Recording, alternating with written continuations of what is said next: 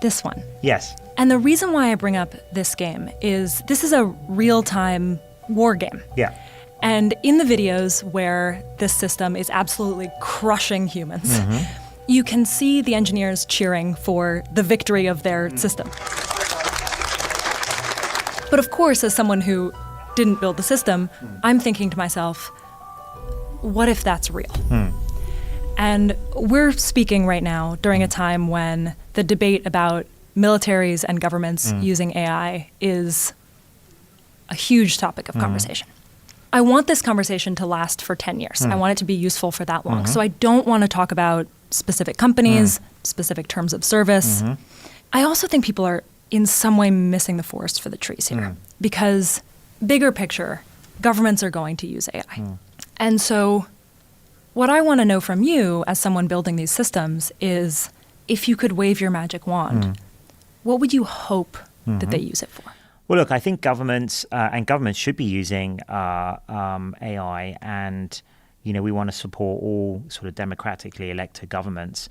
And I think the things I would love to see them use it for, and what we're trying to build our systems to be good for, is things like improving public health, education. I mean, all of these things need to be rethought. The efficiency gains and the amount of good we can do with it, governments could do with it for their citizens, could be incredible. And I think some countries are doing it, like Singapore and UAE, I think, are leaning into these types of use cases. I would love to see it being used for things like energy, like optimizing energy grids.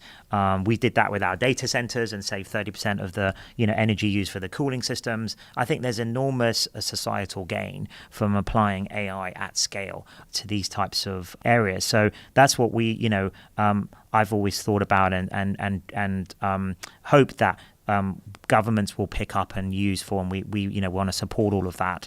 Of course, the geopolitics of the world is very complicated right now, and these are dual purpose technologies.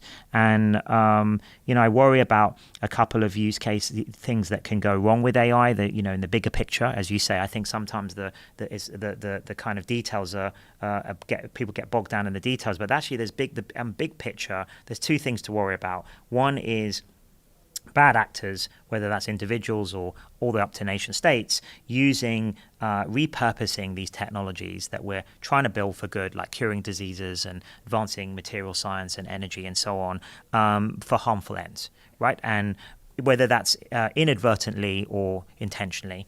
And then the second branch of things I worry about is the AI itself going rogue or going off the rails if as they get more powerful. That's not today's systems, but maybe in the next 2, 3, 4 years, especially as we go towards more of the agentic era, which we're entering now. And by agents, I mean systems that are capable of completing entire tasks on their own. So you can, of course, we want those because they'll be very useful, like as an assistant or something like that. But also that means they'll be increasingly capable and autonomous. And so how do we make sure as one of the frontier labs, and the frontier labs all have to think about this, is the guardrails are put in place that we can ensure that they do exactly what they've been told to do, or the goals they've been given, and they've been specified clearly enough, and there's no way of them circumventing that or accidentally breaching those guardrails.